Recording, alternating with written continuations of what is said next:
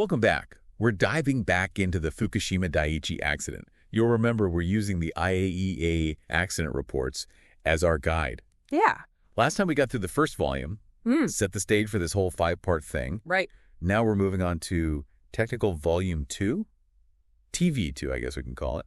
Makes it easier. And we'll be taking it chapter by chapter, in order. Should make things nice and clear. Following the timeline. Like piecing together a puzzle, really. To see how it all unfolded. Exactly. And this report is full of surprises. Like, did you know there was another plant, Onagawa? It was actually hit by the same tsunami. Oh, wow. But it didn't suffer nearly as much damage as Fukushima Daiichi. Interesting. We'll get into why that is. Okay. We'll also be looking into the challenges of decommissioning a plant after an accident like this, which is very different from like a planned decommissioning. Makes sense. Big difference. So, Chapter 2.1 of TV2. It's all about site-related safety aspects. And this is where things start to get really interesting, the report says. Before the accident, there wasn't a clear regulatory framework for upgrading plant safety based on changes in the site itself. You mean like updating for new information, basically? Yeah, exactly. Especially when it came to tsunami hazards. So, like, if the risk assessment changes, the regulations should too. Right, and they weren't really reassessing that in any systematic way. I see.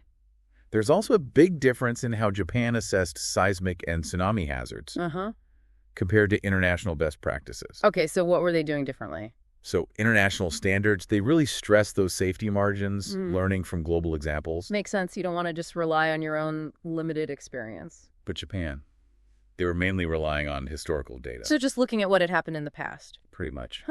Didn't really account for, like, the possibility of extreme events that maybe hadn't happened before. Yeah, it seems pretty risky, especially for a country that's so prone to earthquakes. Yeah, you'd think they'd be extra cautious. And then there's Onagawa, the plant I mentioned earlier. Yeah. Same tsunami. Way less damage. Right. So why was Onagawa more resilient? Like, what was different about it? A few things, actually. The plant's grade level was higher. So further above the waves. Right. And the coastline was different, too. Onagawa was nestled in a ria. A ria? What's that? It's like this coastal inlet, V-shaped. Ah, okay. And that helped dissipate the wave energy. Makes sense. Whereas Fukushima Daiichi was just facing the open ocean. Straight coastline. More exposed. So location played a big part, but what about the design? Were there any opportunities to, reassess and adjust for new risks? That's a good point. And it's something the IAEA really emphasizes. They say periodic safety reviews are super important. Independent ones, too. So someone from outside coming in and checking things out. Yeah. And not just once, but throughout the plant's life. To make sure everything's still up to snuff, even as things change. Exactly. But that wasn't really happening in Japan at the time. So they kind of got stuck in their ways.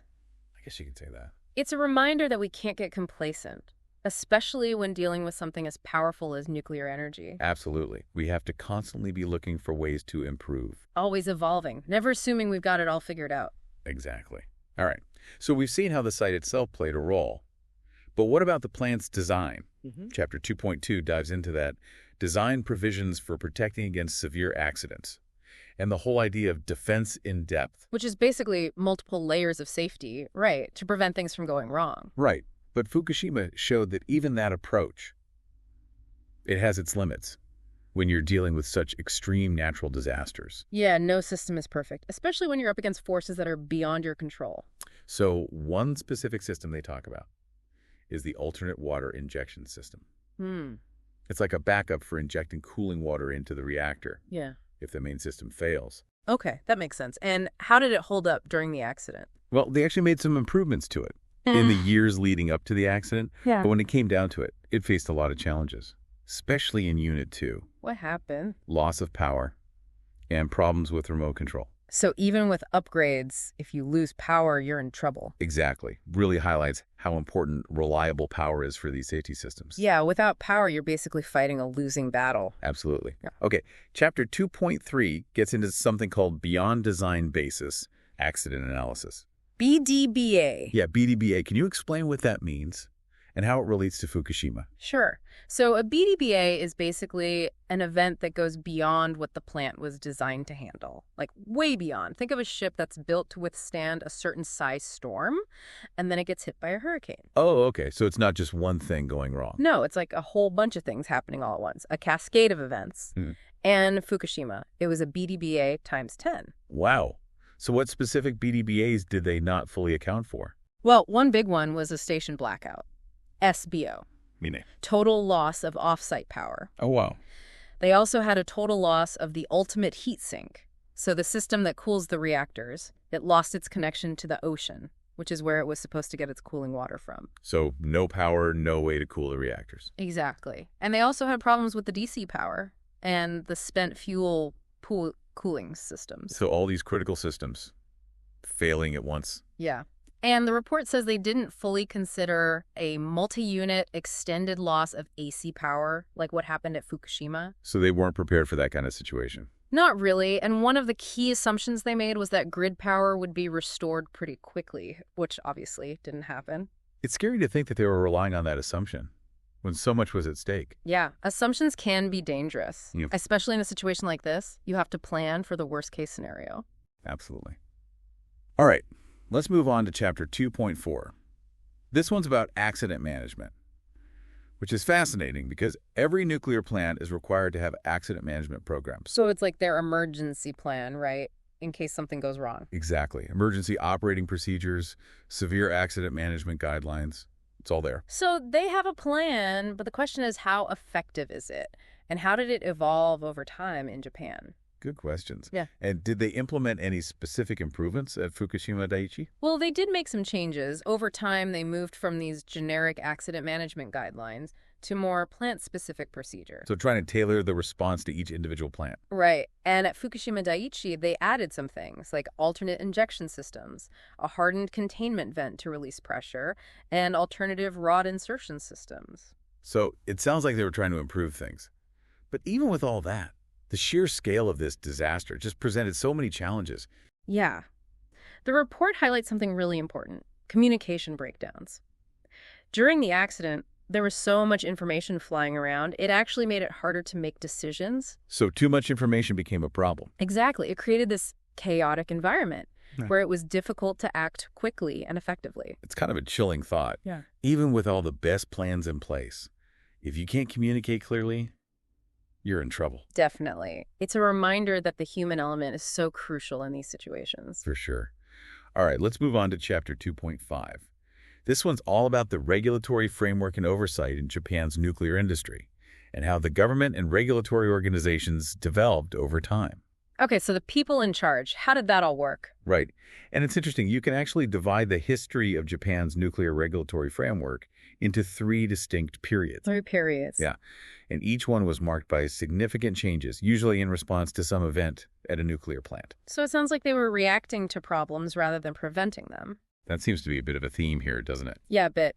So who were the main players, like METI, NISA, the Nuclear Safety Commission, all those? What did they each do? So METI is the Ministry of Economy, Trade, and Industry. They were responsible for promoting nuclear energy. Okay. NISA, the Nuclear and Industrial Safety Agency.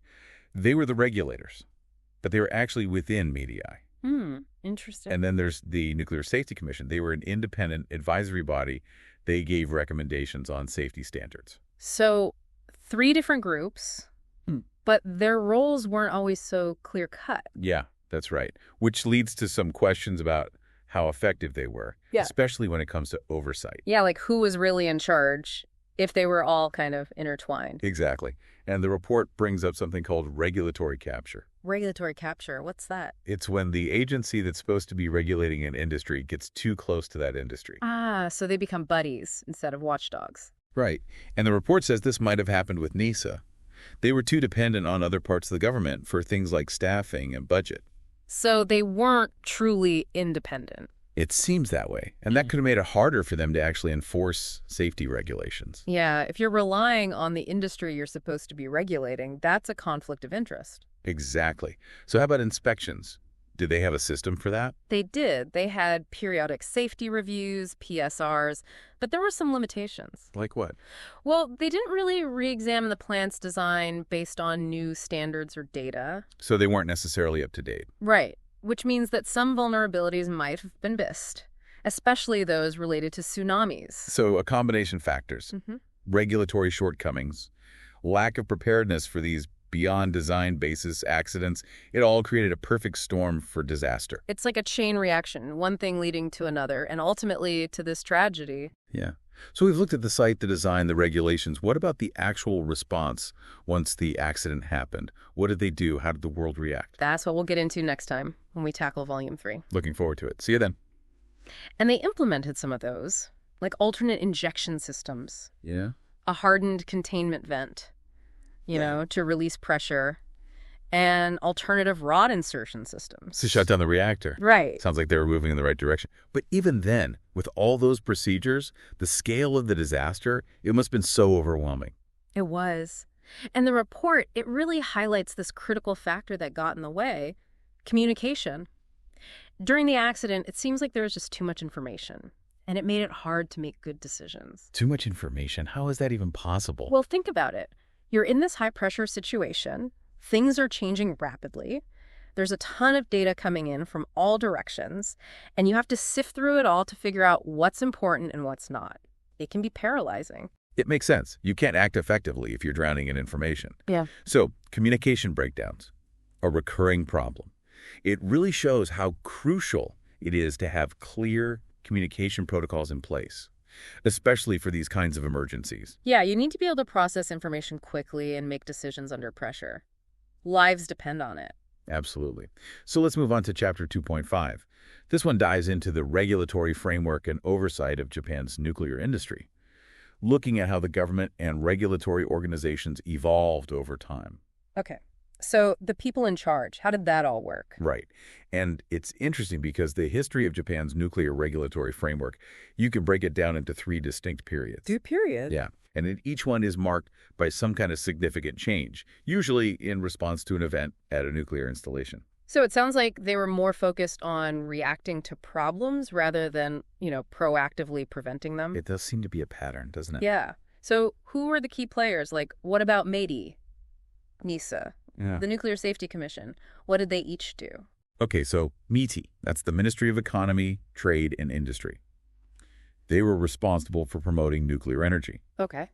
Then you have NISA, the Nuclear and Industrial Safety Agency. They were the regulatory body. But here's the thing, they were actually within METI. That's interesting. And then there's the Nuclear Safety Commission. They were an independent advisory body, providing recommendations on safety standards. So 3 different groups, but it sounds like their roles and responsibilities might have been a little bit blurry. Yeah, exactly. And that raises some questions about how effective they were, especially in terms of oversight. Right, like if the lines are blurred, who's really in charge, who has the final say? Exactly. And the report actually brings up this concept of regulatory capture. Regulatory capture. Yeah, it's basically when the agency that's supposed to be regulating an industry gets too close to that industry. So they're more like friends than watchdogs. Exactly. And the report suggests that this might have happened with NISA. They were too dependent on other government bodies for things like personnel and budget. So they weren't truly independent. Not really.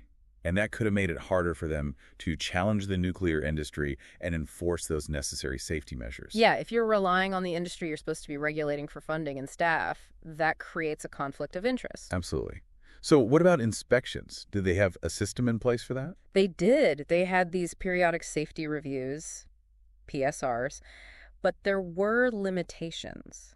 Like what? Well, they didn't actually require a full re-examination of the plant's design based on, the latest standards and data. So they weren't necessarily keeping up with the times? Not entirely. And that meant that some potential vulnerabilities might have slipped through the cracks, especially those related to evolving risks like tsunamis. So all these things, the regulatory shortcomings, the lack of preparedness for those BDBAs, it all came together. A perfect storm for disaster. Like a chain reaction, each weakness feeding into the next. It's a sobering reminder of how complex these systems are and how important it is to get it right every step of the way. Absolutely. And how even small oversights can have catastrophic consequences, especially when you're dealing with something as powerful as nuclear energy. Exactly. Okay, so we've really dug into the events leading up to the accident, the technical stuff, the regulations, the whole picture. But now we need to look at what happened after the meltdown. How did Japan and the rest of the world respond to this crisis? Right. That's where Volume 3 of the IAEA report comes in. It shifts the focus from why it happened to how they dealt with it. Yeah. How did they manage the crisis? What did they do to contain the damage, protect people? Exactly. It's a whole different set of challenges. It's mind-boggling to even think about the scale of the response. You have a nuclear meltdown, a tsunami, an earthquake, all at the same time. It was a truly unprecedented event. And the report shows how the Japanese government, TEPCO, and the international community all came together to try and handle it. One thing that comes to mind immediately is the evacuation. Tens of thousands of people had to be moved away from the plant. It was a massive undertaking, a logistical nightmare. The report details the whole process, the evacuation itself, finding shelter for all those people, making decisions with limited information about the risks. It was a huge challenge. It really highlights the human cost of a nuclear accident. All those families, those communities uprooted from their homes, facing so much uncertainty and fear. Absolutely. The report doesn't shy away from the social and psychological impacts, which are still being felt today. Were there any problems with the evacuation? Anything they could have done better? Well, one issue that comes up is communication. There was a lot of confusion about the danger, the evacuation procedures, the long-term health risks. People didn't have clear, consistent information. It's that same theme again. Communication breakdowns just seems to happen in these high-pressure situations. But it's so crucial to get it right, especially when people are scared and looking for answers. Absolutely. You need to manage public perception, build trust. It's just as important as the technical side of things. What about international organizations? What role did they play in the response? The IAEA was a key player. They provided technical experts, coordinated assistance from other countries, and shared information about the accident with the rest of the world. So it was a global effort. It was. And organizations like the World Health Organization and the UN Scientific Committee on the Effects of Atomic Radiation, they were involved too, assessing the health risks, advising on radiation protection. Sounds like a huge collaborative effort. Scientists, engineers, disaster relief experts, all coming together to help. Exactly. It was a truly global response. But the report does point out that there were some initial challenges, coordinating all that assistance, especially in the early days. It makes sense. In the middle of all that chaos, trying to figure out how to use help from so many different sources, it must have been difficult. It was.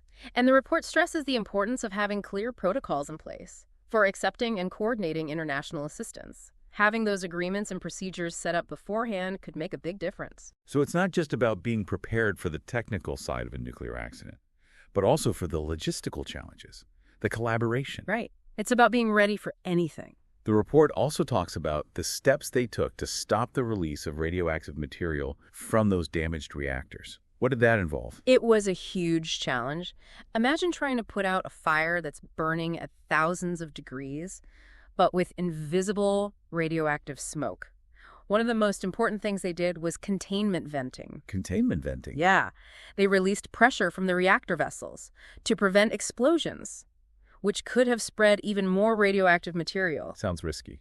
It was. It did release some radioactive material, but the IAEA concluded that it was probably necessary to prevent an even bigger disaster. It was a tough choice, a calculated risk. And the workers who were doing all this, they were in incredible danger. Absolutely. The report acknowledges their courage and dedication. They face serious radiation exposure risks. Did they have any protection? They did. They wore protective gear, dosimeters to track their exposure, but the report mentioned some inconsistencies in how they applied dose limits and concerns about training and medical support for the workers. It's a reminder that even with the best intentions, there are always things to improve. Especially in a situation like this, we need to make sure those who are putting their lives on the line have the best possible protection. Agreed. Their safety should be paramount. So we've talked about the evacuation, the international response, the containment efforts, the risks to workers. What's the overall assessment of the emergency response? Did the IAEA find any strengths? weaknesses? Well, the report commends the bravery and dedication of everyone involved. The plant workers, the firefighters, the medical personnel, they all showed incredible courage. And it also acknowledges Japan's scientific and technical expertise.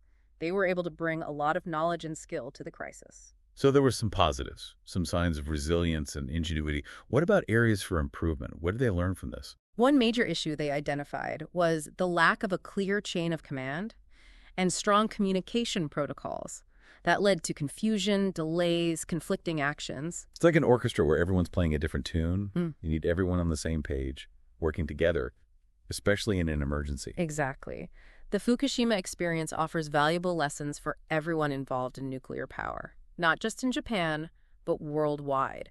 It shows how important it is to anticipate the unexpected, prepare for the worst, and have a flexible emergency response system. So while this was a tragedy specific to Japan, the lessons learned have global implications. It reminds us that nuclear safety isn't just a national issue, it's a global one, and it requires international cooperation. Absolutely. We all have a responsibility to learn from Fukushima, to improve safety standards, to be more transparent, to hold ourselves accountable. Well, this has been a difficult but important part of our deep dive. It's been really eye-opening to see the human and technological struggles they faced in the aftermath of the accident. But, like you said, there are valuable lessons to be learned. For sure.